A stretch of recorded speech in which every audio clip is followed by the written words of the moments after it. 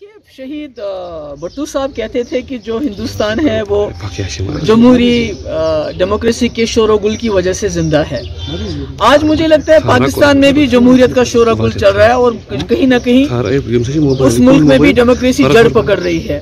पर हम चाहेंगे कि एक स्टेबल मुल्क हो, हमारा हमसाया है वो स्टेबल हो वहाँ पर, और वो किसी जल्दी कोई फैसला कर लें ताकि वहाँ के जो जिस तरह हमारे मुल्क के अंदर जमहूरियत का बोलबाला है वहाँ भी हो जाए और वहाँ भी कोई सरकार बने या इलेक्शन हो जो वो चाहते हैं तो अच्छा रहता है। हमारे वहाँ हमसाया मुल्क में अच्छी स्टेबिलिटी होनी चाहिए, वो हमारे लिए अच्छा है।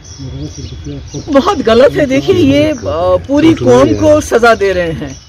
अगर आपकी जंग मिलिटेंट के साथ है, आप मिलिटेंट को पकड़िए, मिलिटेंट के साथ जंग लड़िए, पर आम इंसानों ने क्या किया है?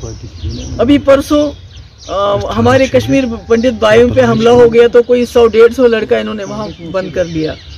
इसी तरह कल जामे मस्जिद में कुछ हो गया तो वहाँ से भी कई लड़कों को पकड़ के पीएसए में। तो ये तो ख्यालात की जंग है। जमहूरियत ख्यालात की जंग होती है।